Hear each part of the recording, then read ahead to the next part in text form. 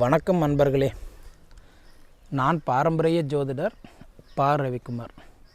இப்போ நாம் பார்க்கக்கூடிய தலைப்பு பார்த்திங்கன்னா மாசி மாதத்துக்கு உண்டான மாத பலன்களை பற்றி தான் இந்த காணொலியில் பார்த்துட்ருக்குறேங்க. பொதுவாக பார்த்திங்க அப்படின்னா இந்த மாசி மாதம் பிறக்கக்கூடிய தருணம் அப்படின்னு பார்த்திங்கன்னா நிகழும் மங்களகரமான குரோதி வருடம் மாசி மாதம் 1ஆம் தேதி வியாழக்கிழமை அதிகாலையில், அதாவது பார்த்திங்க அப்படின்னா பிப்ரவரி மாதம் 13ஆம் தேதி அன்னைக்கு இன்றைக்கி மகம் நட்சத்திரம் 2ஆம் பாதத்தில் சிம்ம ராசியில் மகர லக்னத்தில் கேது பகவானுடைய திசையில் 126 டிகிரியில் தான் இந்த மாசி மாதம் 1ஆம் தேதி பிறக்கப்படுதுங்க. இப்படி பிறக்கக்கூடிய காலகட்டத்தில் காலச்சக்கரத்தின், அதாவது 2வது ராசின்னு சொல்லக்கூடிய ரிஷப ராசியில் பிறந்தவங்களுக்கு இந்த மாதம் என்னென்ன மாற்றங்களை கொடுக்க போகிறாரு அதை பற்றி தான் இந்த காணொலியில் பார்த்துட்ருக்குறோம். பொதுவாக பார்த்திங்க அப்படின்னா ரிஷப ராசிக்கும் துலா ராசிக்கும் அதிபதி யார் அப்படின்னு நம்ம பார்த்திங்க அப்படின்னா சுக்கிர பகவான். இப்போ எப்பயுமே பார்த்திங்கன்னா ஒரு மாத கிரகம் சொல்கிறவர் யாருன்னா சூரிய பகவான். அதே மாதிரி பார்த்திங்கன்னா இன்றைக்கி மாத கிரகம் சூரிய பகவானோட அடிப்படையில் தான் ஒவ்வொரு மாதங்களும் நம்ம பலன்களை சொல்லிகிட்ருக்குறோம். அதே மாதிரி நம்மளுடைய ராசிக்கு அதிபதி எந்த இடத்துல இருக்கிறாரு அதை வச்சே நம்ம இப்போ பலன் சொல்லிகிட்ருக்குறோம் இல்லைங்களா. இந்த 2 முறைப்படி நீங்கள் பார்த்தீங்கன்னா உங்கள் ராசிக்கு அதிபதி சுக்கிர பகவான், அதாவது ஒரு பெண் கிரகம், மனைவிக்கு அதிபதி, வண்டி வாகனத்துக்கு அதிபதி, உங்கள் ராசிக்கு 11வது இடத்துல லாபஸ்தானத்தில் போய் இன்றைக்கி உச்சமடைஞ்சிருக்கிறாரு. இன்றைக்கி நிறைய ரிஷப ராசிக்காரங்களுக்கும் துலா ராசிக்காரங்களுக்கும், அதாவது நம்ம ராசிக்கு அதிபதி சுக்கிரன் தான் அப்படின்றத நிறைய பேருக்கு கூட தெரிஞ்சிருக்கலாம். ஆனால் அவர் எங்கே நீச்சமாகிறார், அவர் எங்கே உச்சமாகிறார், இது உங்களுக்கு யாராவது தெரியுமா? காரணம் என்னென்னா சுக்கிர பகவான் அதாவது நீச்சம் அடைகிற இடம் எங்கன்னு பார்த்தீங்கன்னா கன்னி ராசியில், உச்சமடைகிற இடம் எங்கேன்னு பார்த்தீங்க அப்படின்னா இன்றைக்கி மீன ராசியில்.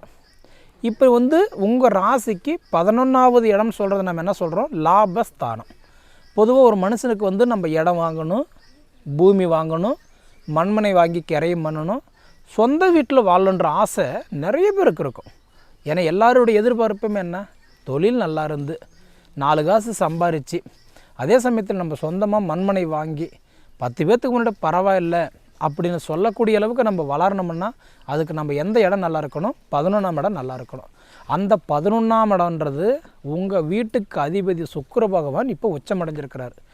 நீச்சம்னா என்ன, உச்சம்னா என்ன? நீச்சம் அப்படின்னா செயல் இழந்துட்டார், அதாவது அந்த கிரகம் அந்த இடத்துல வலு இழந்துட்டார், வேலை செய்யாது அப்படின்றது ஜோதிட சாஸ்திரம். அப்போ அந்த வீட்டுக்கு நல்லா இருக்கிறாரு அப்படின்னா என்ன காரணம் சொல்கிறோம், உச்சமடைஞ்சிட்டார். உச்சமடைஞ்சிட்டாருன்னா என்ன, கணவனும் மனைவியும் உட்காந்து யோசித்து நம்ம ஒரு வீடு கட்டலாமா, தொழில் தொடங்கலாமா, இல்லை வாழ்க்கை எப்படி இருக்கும், நம்மளோட வாழ்வாதாரம் எப்படி இருக்கும், நம்ம வாழ்க்கை ஏன் இப்படி போயிட்டுருக்குது, அதுபோல் நிறைய குழப்பங்கள் இருக்கும். அந்த குழப்பத்துக்கெல்லாம் பதில் கொடுக்குற இடத்துல தான் இப்போ உங்கள் வீட்டுக்கு அதிபதி சுக்கிர பகவான் உச்சமடைஞ்சிருக்கிறார். நிச்சயமாக சொல்கிறேங்க, 2024 பட்ட கஷ்டத்துக்கு நல்ல பலன் கிடைக்க போகுது ரிஷப ராசிக்காரங்களுக்கு இந்த மாதம். ஏன்னா உங்கள் வீட்டுக்கு அதிபதி போய் உச்சமடைஞ்சிருக்கிறார். அது யாருடைய வீட்டில், குரு பகவானுடைய வீட்டில். அதே மாதிரி பார்த்திங்கன்னா உங்கள் வீட்டுக்கு அதிபதி உட்காந்துருக்கிற இடம் எங்கன்னா குருவுடைய வீட்டில், மீன ராசியில். ஆனால் அதே மீன ராசிக்கு அதிபதி இன்றைக்கி பார்த்திங்கன்னா குரு பகவான் உங்கள் வீட்டில் உட்காந்துருக்கிறார். அப்படி கிரக பரிமாற்றம் ஆகி உட்காந்துருக்கிறார். இன்றைக்கி பார்க்கும்போது குரு சுக்கிர வீட்லேயும், சுக்கிரன் குரு வீட்லேயும் உட்காந்து கிரகம் பரிமாற்றம் ஆகி உட்காந்துருக்கிற காலம் அருமையான ஒரு பொற்காலம். இந்த மாதிரி காலமெல்லாம் பார்த்திங்கன்னா நிச்சயமான்றது எப்பயோ ஒரு தடவை தான் வரும். கிட்டத்தட்ட பார்த்திங்கன்னா மீண்டும் இது மாதிரி பார்க்கணும் கிட்டத்தட்ட அடுத்த வருஷம் தான், சரிங்களா. ஏன்னா கிரக பரிமாற்றம் ஆகிறது மீண்டும் அடுத்த வருஷம் தான். இந்த மாதிரி ஒரு காலகட்டத்தில் பார்த்திங்க அப்படின்னா நிச்சயம், அதாவது பார்த்திங்கன்னா இன்றைக்கி ரிஷப ராசியில் பிறந்தவங்களுக்கு உங்களோட வாழ்க்கை மட்டும் இல்லை, உங்களோட வாழ்வாதாரம் கூட பார்த்திங்கன்னா சூப்பராக இருக்கும். நிச்சயமாக இந்த மாதம் சூப்பராக இருக்கும். இது எப்படின்னா படிப்புக்கு நல்ல மாற்றம். ஏன்னா இன்றைக்கி படிப்பு மட்டும் நம்ம எதிர்பார்க்க முடியாது. மெயினாக நம்மளுடைய எப்படி சொல்கிறதுனா நம்மளுடைய வாழ்வாதாரத்துக்கு நல்ல ஒரு மாற்றம். கிட்டத்தட்ட பார்த்தீங்கன்னா இந்த மாதம் நமக்கு தொழில் நல்லாயிருக்கும். அதே மாதிரி 4 காசுன்றது நம்ம கைக்கு கிடைக்கும். இன்றைக்கி அதை விட பார்த்திங்க அப்படின்னா நம்ம ஒரு இடத்துக்கு போகிறோம் வரோம், அப்போ ஒரு இடத்துக்கு நம்ம போகிறோம், அந்த காரியம் நமக்கு வெற்றி ஆகுமா ஆகாதா அந்த குழப்பத்தோடு போவோம், நம்பிக்கையே போகலாம். ஏன்னா நிச்சயம்ன்றது இந்த கிரகம் பரிமாற்றம் ஆகக்கூடிய காலகட்டத்தில், உங்கள் வீட்டுக்கு அதிபதி உச்சமாகக்கூடிய காலகட்டத்தில் வெளிநாடு முயற்சி பண்ணுறவங்களுக்கெல்லாம் பார்த்தோன்னா சூப்பராக இருக்கும். வெளிநாடு, வெளி மாநிலம், இன்றைக்கி வந்து பார்த்திங்கன்னா சொந்த இன்றைக்கி வந்து பார்த்திங்கன்னா பாரம்பரிய ஊர், பாரம்பரிய இடத்த விட்டுட்டு, பரம்பரை சொத்து விட்டுட்டு, அதாவது நம்ம வெளியில் போகிறோம் பார்த்திங்களா, ஏதோ ஒரு காலகட்டத்தில் நம்ம வெளியில் போயிடுறோம் பார்த்திங்களா, இன்றைக்கி ஏதோ நம்ம இவ்வளோ கஷ்டத்தில் இருக்கிறோம், ஏதோ வெளியில் போன நேரமாவது நமக்கு நல்லா இருக்குமான்னு வெளியில் போனவங்களுக்கெல்லாம் பார்த்திங்கன்னா இந்த மாதம் கண்டிப்பாக கை கொடுக்கும். அதுபோல் பார்த்திங்க அப்படின்னா இப்போ உங்கள் வீட்டுக்கு வந்து பார்த்திங்கன்னா இன்றைக்கி அதிபதி சுக்கிர பகவான் உச்சமடைகிற காலகட்டத்தில் நிறைய பேருக்கு இந்த திருமண தடைகள் பற்றியெல்லாம் பேசிகிட்டு இருப்போம். அதாவது நாம் பார்க்குற பொண்ணுக்கு கல்யாணம் ஆகுதே, அல்லது வந்து நம்மளை பார்த்துட்டு போகிற பையனுக்கு கல்யாணம் ஆகுதே, நமக்கு எப்போ கல்யாணம் ஆகும், இந்த மாதிரி சில கேள்வியெல்லாம் இருக்கும். அப்படி பார்த்திங்கன்னா நிச்சயமாக உங்களுக்கு இந்த மாதத்தில் திருமண தடைகள் விலகி திருமண காரகன் உங்களுக்கு நல்லா சப்போர்ட் பண்ணுறாரு. அதே சமயத்தில் உங்களுக்கு வந்து பார்த்திங்கன்னா உங்களுக்கு 7ஆம் இடத்துக்கு தான் அதிபதி. இப்போ பொதுவாக வந்து ஒவ்வொரு மனிதனுக்குமே மாங்கல்யம் பண்ணணும் அப்படின்னா 7ஆம் இடம் நல்லா இருக்கணும். அந்த 7ஆம் இடத்துக்கு அதிபதி யாருன்னா செவ்வாய். இப்போ உங்களுக்கு வந்து 7வது ராசின்னா என்ன ராசி?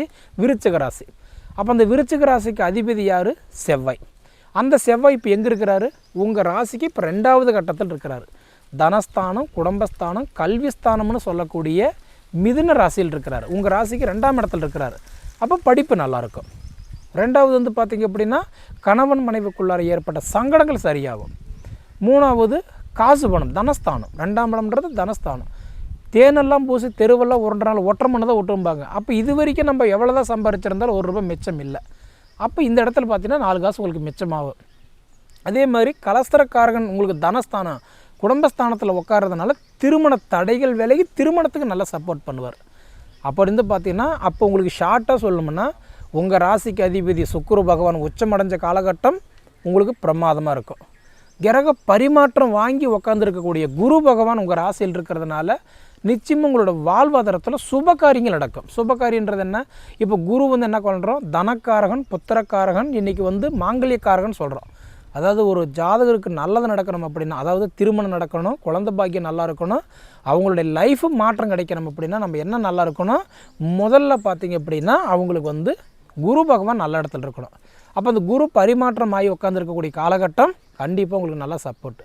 அடுத்தது உங்களுக்கு வந்து பார்த்திங்கன்னா தொழில் ஸ்தானம் மேக்ஸிமம் வந்து பார்த்திங்கன்னா மாத கிரகம்னு சொல்லக்கூடிய சூரிய பகவான் அவர் இப்போ எங்கே இருக்கிறாருன்னு கேட்டேன்னு வச்சுக்கோங்களேன். இன்றைக்கி வந்து பார்க்கும்போது உட்காந்துருக்கிற இடம் எங்கே? சனி பகவானுடைய வீட்டில். சனி வந்து யார்? தொழிலுக்காரகன் சொல்கிறோம். பொதுவாக எல்லாருக்குமே சனி பகவான் தான் தொழிலுக்காரகன். அந்த சனி பகவான் தொழிலுக்காரகனோட போய் இன்றைக்கி வந்து புதனாதிபதி சேரும் பொழுது அப்போ நிச்சயம் உங்களுக்கு என்ன பண்ணுவார்னா தொழில் மாற்றங்கள் உங்களுக்கு நடக்கும். இப்போ நிறைய பேருக்கெல்லாம் பார்த்திங்கன்னா தொழில் இருக்கும், ஆனால் முன்னேற்றம் இருக்காது. வேலை செய்துக்கிட்டு இருப்போம், ஆனால் நம்ம லட்சக்கணக்கில் சம்பாரித்து அவங்களுக்கு தூக்கி கொடுத்துட்டு வெறுங்கை வீசிட்டு வரக்கூடிய நிலமை தான். மாதகிரகன் சொல்லக்கூடிய சூரிய பகவான் தொழிலுக்காரகனோட சேரும்போது நிச்சயம் உங்களுக்கு தொழில் மாற்றம் நடக்கும். அப்போ உங்களுக்கு வந்து இந்த மாதத்தில் பார்த்தீங்கன்னா மாசி மாதத்தில் உங்களுக்கு வந்து திருமணம் நல்லா இருக்குது, புத்திர பாக்கியங்கள் சப்போர்ட் பண்ணுவார். ஏன்னா குரு பகவான் வந்து கிரக பரிமாற்றம் வாங்கி உட்காந்துருக்கிறதுனால புத்திர பாக்கியத்துக்கு, தொழிலுக்கு, வாழ்க்கைக்கு, வாழ்வாதாரத்துக்கு இதை 4க்குமே சப்போர்ட் பண்ணுவார். அதே மாதிரி மாங்கலி ஸ்தானத்துக்கு அதிபதி செவ்வாய் 2ஆம் இடத்துல உட்காந்ததுனால கணவன் மனைவிக்குள்ளார மட்டும் இல்லை, திருமண தடையானவங்களுக்கு, திருமணம் பண்ணிட்டு பிரிஞ்சு வாழ்ந்துட்டு இருந்தவங்களுக்கு, மொத்தத்தில் நம்ம வாழ்க்கை எதை நோக்கி போயிட்டுருக்குது தெரியலையே அப்படின்னு அந்த குழப்பத்தில் இருக்கிறவங்களுக்கெல்லாம் கண்டிப்பாக இப்போ நல்லாயிருக்கும். சரிங்களா? அதே மாதிரி பார்த்திங்க அப்படின்னா சூரிய பகவான் இப்போ 10ஆம் இடத்துல இருக்கிறார். தொழிலுக்காரகன் இன்றைக்கி தொழிலுக்கு அதாவதுன்றது வந்து மாதகிரகன் சொல்லக்கூடிய சூரிய பகவான் 10ஆம் இடத்துல உட்காந்தார் அப்படின்னா நிச்சயம் என்ன கேட்குறா உங்களுக்கு தொழில் மாற்றங்களை கொடுத்துருவார். ஏதாவது ஒன்று செய்யலாம் நீங்கள் நினச்சிக்கிட்டு இருந்தீங்கன்னா தாராளமாக இப்போ நீங்கள் தொடங்கலாம். ஏதாவது தொழில் ஆரம்பிக்கிற மாதிரி இருந்தால் இப்போ கண்டிப்பாக நீங்கள் தொழில் தொடங்கலாம். சுய தொழில் ஆரம்பிக்கலாம், இருக்கிற தொழில் சிறுசு பெருசு பண்ணலாம். அதே மாதிரி இந்த தொழில் பெருசாக சீர்திருத்தம் பண்ணி மாற்றங்கள் எதிர்பார்க்கலாம்.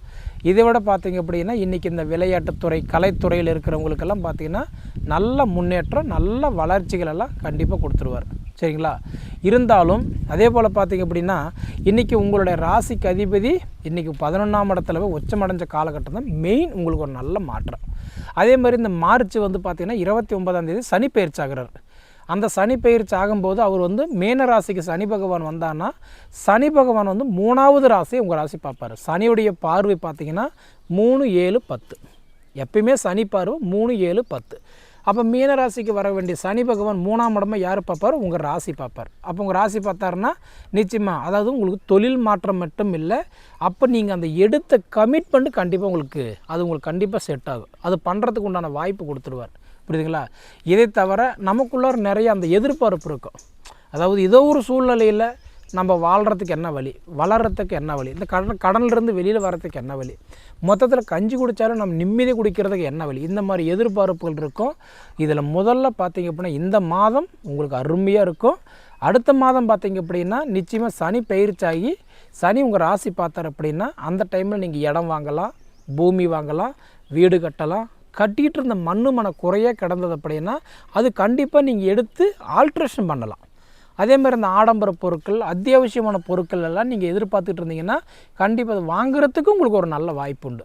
எப்படி பார்த்தாலுமே உங்களுக்கு இந்த மாதம் ரிஷபராசியில் பிறந்தவங்களுக்கு மிக அற்புதமான பலன்களை கண்டிப்பாக கொடுக்க போகிறாரு. சரிங்களா? அதே சமயத்தில் ஒரு மனிதனுடைய வாழ்கிறதுக்கு 1000 காரணங்கள் நம்ம சொல்லலாம். ஆனால் அழிவுக்கு காரணமே 4 தான். அந்த 4 என்ன அப்படின்னா, ஒன்று திசா புத்தி. ஏன்னா ஒரு மனிதனுக்கு திசாபுத்தி கெட்டு போச்சுன்னா அவங்களால வாழவே முடியாது. அந்த திசாபுத்தி முடிகிற வரைக்கும் அவங்க சிரமப்பட்டு தான் ஆகணும். அடுத்தது பார்த்திங்க அப்படின்னா அதாவது சனி பிடிச்சிருந்தால் கஷ்டப்படுன்னு சொல்லுவாங்க. 3வது பார்த்திங்கன்னா ஒரு மனிதனுக்கு சுற்றி சதி இருந்தால், போட்டி பொறாமை இருந்தால் அவங்களால வாழ முடியாது, வளர முடியாது. 4வது வந்து பார்த்திங்க அப்படின்னா ஒரு மனிதனுக்கு அழிவுக்கு முதல் காரணமே இந்த தோஷங்கள் தான். அந்த தோஷங்கள் பற்றி உங்களுக்கு வந்து பார்த்திங்கன்னா இப்போ வந்து நம்ம ரிஷப ராசிக்கு ராசியுடைய அடிப்படையில் உங்களுக்கு நான் பலன் சொல்லிகிட்ருக்கிறேன். சரிங்களா? ஆனால் அதே மாதிரி ரிஷப லக்னத்தில் பிறந்தவங்களுக்கு, அதாவது மேச ராசி மேச லக்னத்திலிருந்து மீன லக்னத்தில் வரைக்கும் பிறந்தவங்களுக்கு வந்து பார்த்திங்கன்னா லக்னத்தை அடிப்படையாக அதாவது ராகு கேது எங்கே இருந்தால் தோஷம், செவ்வாய் எங்கே இருந்தால் தோஷம், அதாவது குழந்தை பாக்கியம் புத்திர தோஷம் எங்கே இருந்தால் புத்திர தோஷம், எங்கே இருந்தால் தார தோஷம், எங்கே இருந்தால் வர்க்க தோஷம், எங்கே இருந்தால் அதாவது வந்து பார்த்திங்க அப்படின்னா புனர்ப்ப தோஷம், எங்கே இருந்தால் காலசர்ப்ப தோஷம், இது எல்லாமே பார்த்திங்க அப்படின்னா இதுக்கு முன்னாடி வந்த காணொலியில் உங்களுக்கு தோஷங்கள் பற்றி உங்களுக்கு நான் தெளிவாக கொடுத்துருப்பேன். சரிங்களா? அது நீங்கள் பார்த்தீங்கன்னா கண்டிப்பாக உங்களுக்கே புரியும் நம்மளோட வளர்ச்சிக்கு என்ன தடை அப்படின்றத நீங்கள் கண்டிப்பாக அதை நீங்கள் தெரிஞ்சுக்கலாம். சரிங்களா? அதனால் பாருங்கள், நிச்சயமாக உங்களுக்கு வந்து தோஷங்கள் பற்றி நம்ம வாழாமல் இருக்கிறதுக்கு என்ன வழிமுறை என்ன காரணன்றது உங்களுக்கு தெளிவாக சொல்லியிருப்பேன்.